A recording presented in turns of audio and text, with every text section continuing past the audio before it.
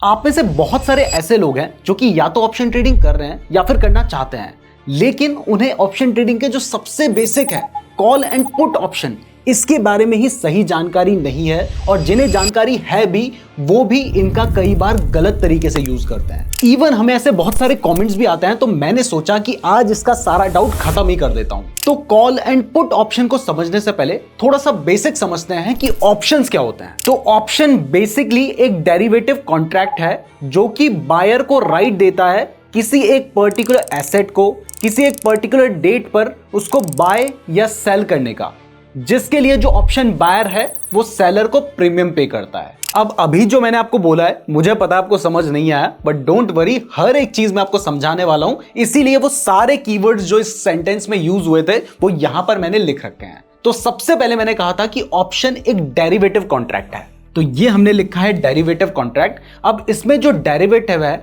इसका मतलब है कि वो चीज जिसकी वैल्यू किसी दूसरी चीज पर डिपेंड करती है। जैसे एग्जाम्पल के लिए बटर की जो प्राइस है वो किस पर डिपेंड करती है? वो मिल्क की प्राइस पर डिपेंड करती है, क्योंकि बटर मिल्क से बना है। अगर मिल्क की प्राइस बढ़ेगी तो बटर की प्राइस भी बढ़ेगी, अगर मिल्क की प्राइस घटेगी तो बटर की प्राइस भी घटेगी। तो बटर इस केस में क्या है? डेरिवेटिव है। तो ऑप्शन एक डेरिवेटिव कॉन्ट्रैक्ट है जो कि राइट दे रहा है एक पर्टिकुलर एसेट को बाय करने का, किस डेट पर? एक पर्टिकुलर डेट पर। यानी एक डेट होगी जिस डेट पर वो जो कॉन्ट्रैक्ट है वो एग्जीक्यूट होना होगा, वो कोई भी डेट हो सकती है। और एक पर्टिकुलर प्राइस पर भी, यानी प्राइस भी पहले ही डिसाइड कर ली जाती है कि किस प्राइस में बाय किया जाएगा या किस प्राइस में सेल किया जाएगा। और यहां पर इस कॉन्ट्रैक्ट को करने के लिए जो ऑप्शन बायर है वो क्या देता है? वो प्रीमियम देता है, यानी पहले से ही कुछ फीस देता है। और ये जो राइट दिया जा रहा है ये बाय करने का भी हो सकता है और सेल करने का भी हो सकता है। तो ये जो बाय एंड सेल करने का राइट है ना, यही है कॉल एंड पुट ऑप्शन।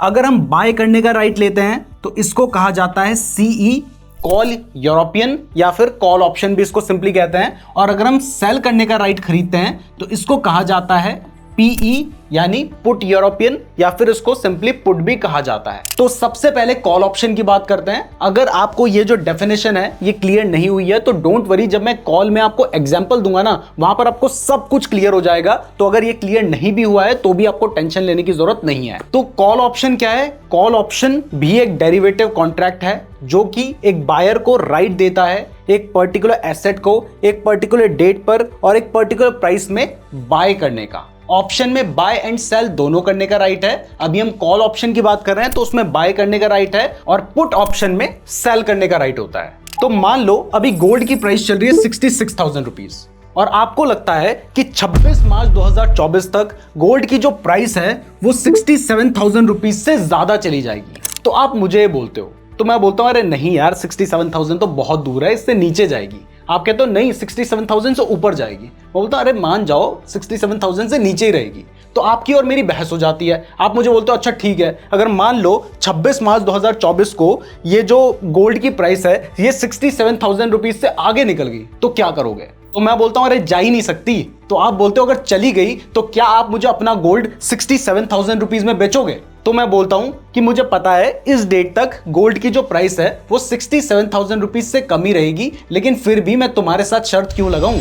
तो आप मुझे कहते हो कि मैं एक काम करता हूं, मैं आपको अभी 184 रुपीज प्रीमियम दे देता हूं, जिसके बदले में मुझे आपसे बस इतना ही राइट चाहिए कि 26 मार्च 2024 को अगर गोल्ड की प्राइस 67,000 रुपीज से ज्यादा भी होगी, चाहे कितनी भी ज्यादा हो, आप मुझे अपना गोल्ड 67,000 रुपीज में ही बेचोगे। अब देखो, क्योंकि मुझे तो लगता है कि गोल्ड की प्राइस इस डेट तक 67,000 से नीचे ही रहेगी, तो मैं कहता हूं फ्री के 184 रुपीज मिल रहे हैं तो ले लेता हूं। तो ऐसे आपके और मेरे बीच में कॉन्ट्रैक्ट हो जाता है। और ये जो कॉन्ट्रैक्ट है ये एक डेरिवेटिव कॉन्ट्रैक्ट है, क्योंकि कॉन्ट्रैक्ट की खुद की कोई वैल्यू नहीं है। कॉन्ट्रैक्ट की वैल्यू किस बात पर डिपेंड करती है? वो डिपेंड करती है गोल्ड की प्राइस पर।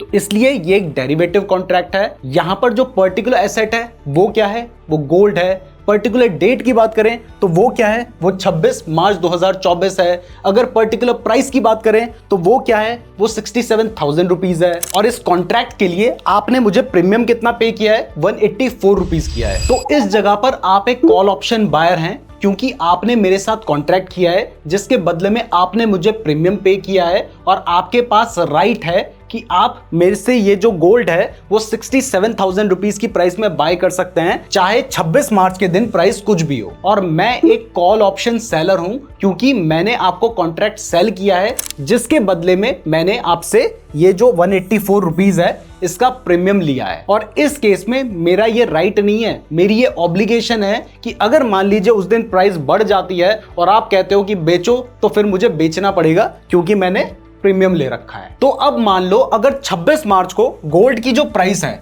जैसा मैंने कहा था 67,000 रुपीज से कम रहेगी, तो इस केस में 66,900 रुपीज रहती है। तो इस केस में क्या आप मुझसे 67,000 रुपीज में गोल्ड खरीदोगे? आपका तो राइट है, आपकी कोई ऑब्लिगेशन तो नहीं है। अगर आपको गोल्ड खरीदना ही होगा तो आप मार्केट से 66,900 में खरीद लोगे, तो आप मुझसे गोल्ड नहीं खरीदोगे। और इस केस में आपने जो मुझे 184 रुपीज का प्रीमियम दिया था वो मेरा हो जाएगा और मुझे आपको कोई भी रुपए नहीं देने हैं। तो मुझे इस केस में होगा 184 रुपीज का प्रॉफिट, और आपने मुझे 184 रुपीज पहले ही प्रीमियम पे कर दिया था और मैंने आपको कोई भी पैसा वापस नहीं करना होगा, तो आपको हो जाएगा 184 रुपीज का लॉस। तो फर्स्ट केस जहां पर सेलर ने सोचा था कि प्राइस नीचे ही रहेगी वैसा ही होता है, तो यहां पर सेलर को प्रॉफिट हो जाता है जो कि 184 रुपीज का हो सकता है, जो कि आपने प्रीमियम मुझे पे किया था। वैसे अगर आप ट्रेडिंग के लिए बेस्ट डीमैट अकाउंट खुलवाना चाहते हैं तो कुछ अच्छे डीमैट अकाउंट के लिंक मैंने आपको डिस्क्रिप्शन पे दे रखे हैं, जिनको मैं खुद भी यूज करता हूं, तो डिस्क्रिप्शन जरूर चेक कर लीजिएगा। वैसे आज हम आपको ऑप्शन ट्रेडिंग का ये बेसिक कंसेप्ट सिखा रहे हैं, लेकिन अगर आपको बिल्कुल बेसिक से लेकर एडवांस तक का ऑप्शन ट्रेडिंग सीखना है, वो भी बिल्कुल फ्री में, तो कॉमेंट कीजिएगा ऑप्शन ट्रेडिंग कोर्स। अगर आप लोगों के अच्छे खासे कॉमेंट्स आएंगे तभी हम इस टॉपिक के ऊपर वीडियो बनाएंगे, तो कॉमेंट जरूर कर दीजिएगा। अब इसके बाद सेकंड केस में मान लेते हैं कि जैसा आपने सोचा था बिल्कुल वैसा ही हुआ। 26 मार्च के दिन जो गोल्ड की प्राइस है वो 67,000 पे जाकर क्लोज होती है।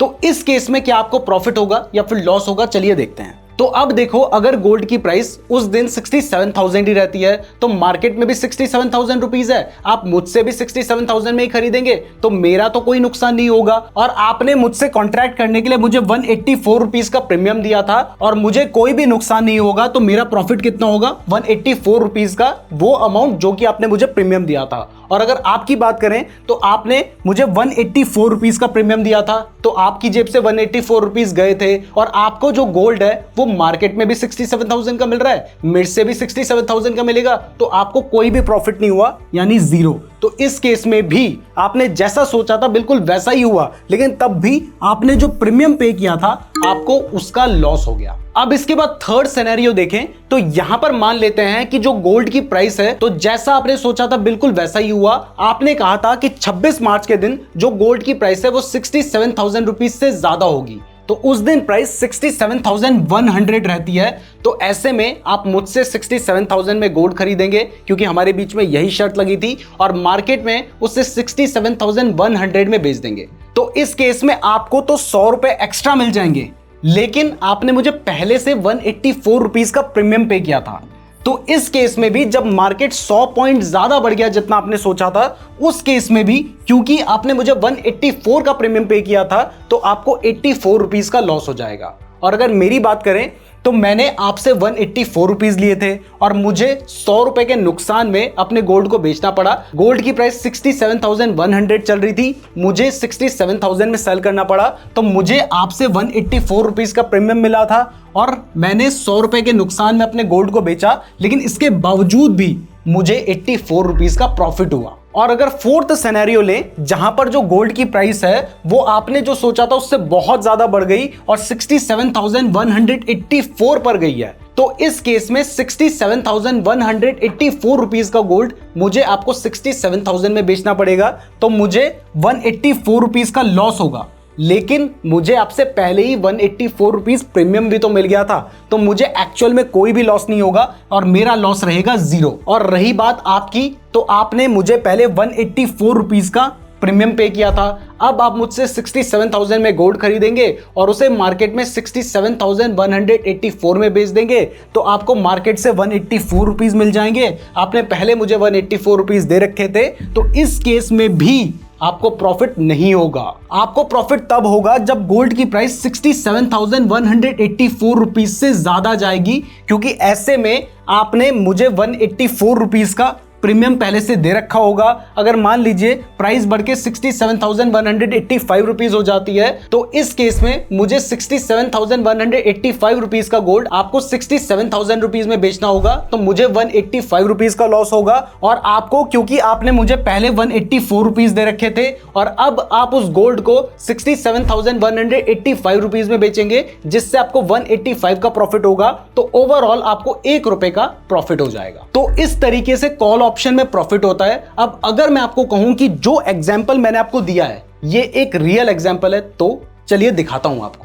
तो अगर आपको ये कॉन्ट्रैक्ट खरीदना है तो इसके लिए आपको अपने डीमैट अकाउंट में जाना होगा। वैसे अगर आपके पास डीमैट अकाउंट नहीं है तो बेस्ट डीमैट अकाउंट, जिसको मैं खुद भी यूज करता हूं, उसका लिंक मैंने आपको डिस्क्रिप्शन पे दे रखा है, तो डिस्क्रिप्शन जरूर चेक कर लीजिएगा। तो अपने डीमैट अकाउंट में जाने के बाद हमें कौन सी एसेट बाय करनी है, हमें गोल्ड बाय करना है या गोल्ड का ऑप्शन बाय करना है, तो हमने लिखा गोल्ड। अब हम कितनी स्ट्राइक प्राइस पे बाय करने की सोच रहे हैं, वो है 67,000, जो कि मैंने आपको पहले ही बताई थी। तो यहां पर हम लिख देते हैं 67,000 और यहां पर हम क्या बाय कर रहे हैं, हम बाय कर रहे हैं कॉल ऑप्शन।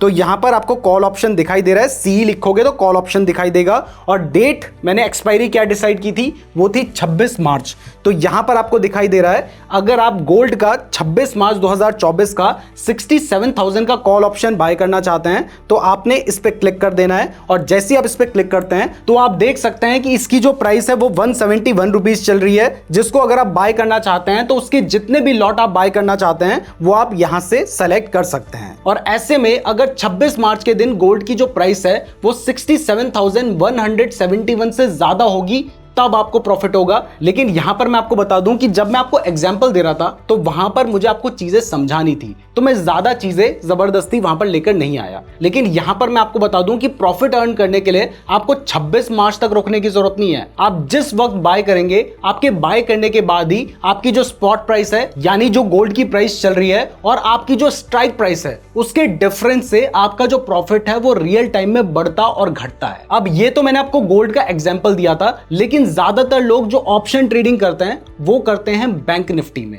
यानी वो जो कॉन्ट्रैक्ट होता है वो बैंक निफ्टी का कॉन्ट्रैक्ट होता है। तो अगर मान लीजिए आपको लगता है कि बैंक निफ्टी बढ़ेगा, तो आप क्या करेंगे कि अभी देखेंगे कि अभी बैंक निफ्टी कितना चल रहा है। तो आपको दिखाई दे रहा है कि अभी बैंक निफ्टी चल रहा है 47,581। तो अगर आपको लगता है कि बैंक निफ्टी 48,000 जा सकता है, तो आपने लिखना है सबसे पहले बैंक निफ्टी और उसके बाद आप 48,000 जैसे ही लिखेंगे तो यहां पर आपको 48,000 का कॉल ऑप्शन देखने को मिल रहा है, जिसकी बहुत सारी एक्सपायरी आपको देखने को मिल रही है। जैसे 6 मार्च की एक एक्सपायरी देखने को मिल रही है, एक 13 मार्च की एक्सपायरी देखने को मिल रही है। तो अगर आप 13 मार्च की एक्सपायरी बाय करते हैं तो इसका मतलब है कि आप ये कॉन्ट्रैक्ट कर रहे हैं कि 13 मार्च के दिन जो बैंक निफ्टी है उसकी प्राइस 48,000 से ज्यादा जाएगी और इसको बाय करने के लिए आप 333 रुपीज का प्रीमियम पे कर रहे हैं। तो यहां पर ये जो बैंक निफ्टी का 48,000 का कॉल ऑप्शन है, ये एक डेरिवेटिव कॉन्ट्रैक्ट है, क्योंकि इसकी जो प्राइस है वो बैंक निफ्टी पे डिपेंड करती है।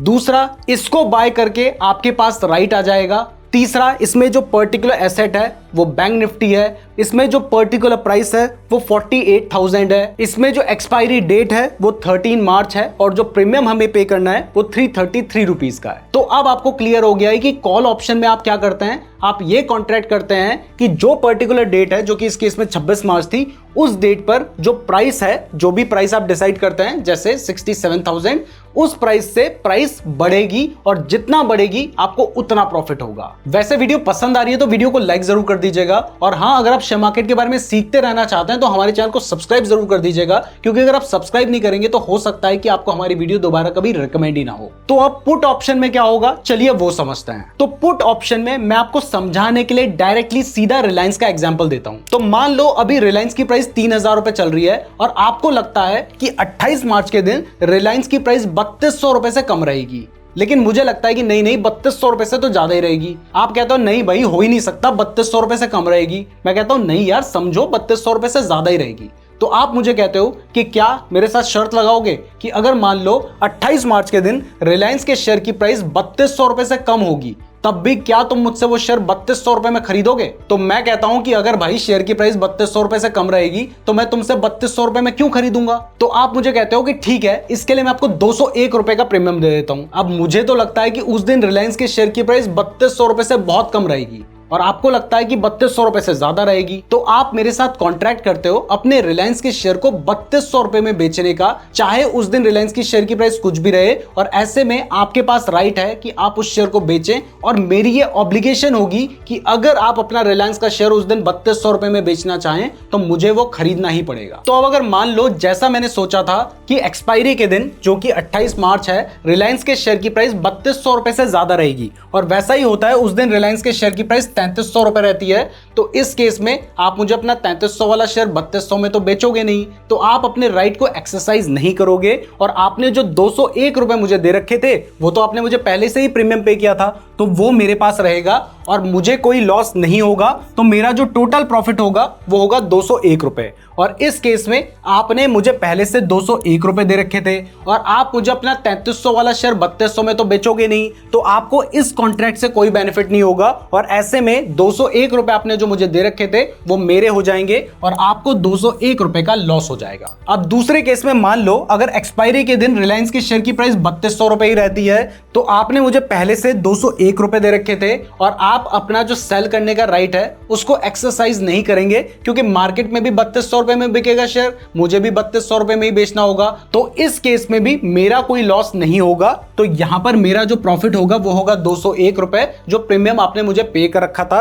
और रही बात आपकी, तो आपने मुझे पहले से जो 201 रुपए का प्रीमियम पे कर रखा था वो तो आपकी जेब से गया ही था, और 3200 का शेयर मार्केट में बेचो चाहे मुझे बेचो, आपको कोई प्रॉफिट नहीं होगा, जिससे आपको इस ट्रांजैक्शन में 201 रुपए का लॉस होगा। अब इसके बाद थर्ड सिनेरियो में मान लेते हैं कि उस दिन रिलायंस की शेयर की प्राइस 2999 रुपीज आ जाती है, तो ऐसे में आप मुझे वो 3200 रुपए वाला शेयर 2999 में बेचेंगे। तो ऐसे में आपने मुझे 201 रुपए का प्रीमियम तो पहले से दे रखा था, अब आप मुझे 2999 रुपीज वाला शेयर 3200 रुपए में बेचेंगे, तो मुझे आपको 201 रुपए एक्स्ट्रा देने होंगे। तो ऐसे में भी मुझे कोई लॉस नहीं होगा, क्योंकि पहले से मुझे 201 रुपए आपसे मिल रखे थे। बट यहां पर भी आपको कोई प्रॉफिट नहीं होगा, क्योंकि आपने मुझे 201 रुपए दे रखे थे, और अब आप 2999 का शेयर मुझे 3200 में बेच रहे हैं, यानी 201 रुपए के प्रॉफिट में बेच रहे हैं। तो ओवरऑल आपका जो प्रॉफिट है वो जीरो ही है। आपको प्रॉफिट तब होगा जब ये जो रिलायंस का शेयर है ये 2999 रुपए से सस्ता हो जाए। जैसे मान लीजिए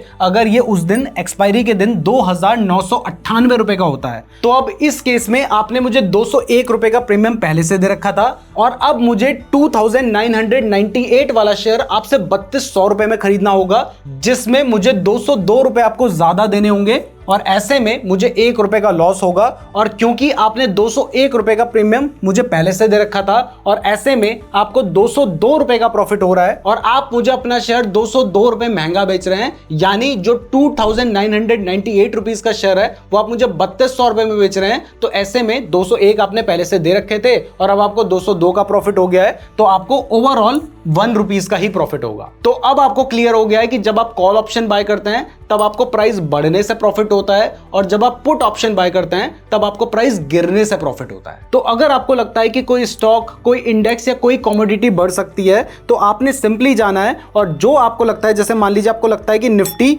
22,000 से ज्यादा हो सकता है, तो आपने निफ्टी का 22,000 का कॉल ऑप्शन खरीदना है अगर आपको लगता है कि प्राइस बढ़ेगी। और अगर आपको लगता है कि प्राइस गिरेगी तो आपने पुट ऑप्शन खरीदना है। अगर आपको लगता है 22,000 से कम प्राइस रहेगी तो आप पी लिख के सर्च करेंगे तो आपको पुट ऑप्शन दिखाई देगा, और इस केस में अगर निफ्टी गिरेगा तो आपको प्रॉफिट होगा, और कॉल खरीदोगे तो निफ्टी बढ़ेगा तो आपको प्रॉफिट होगा। वीडियो पसंद आई है तो लाइक जरूर कीजिएगा। इस तरीके की और वीडियोस देखने के लिए चैनल को जरूर सब्सक्राइब कर दीजिएगा। फ्री डीमैट अकाउंट को खुलवाने का लिंक डिस्क्रिप्शन पे दिया गया है, और अगर आप बिल्कुल बेसिक से फ्री में ऑप्शन ट्रेडिंग सीखना चाहते हैं तो यहां पर आपको एक प्लेलिस्ट दिखाई दे रही है, आप इस पे क्लिक करके देख सकते हैं। धन्यवाद।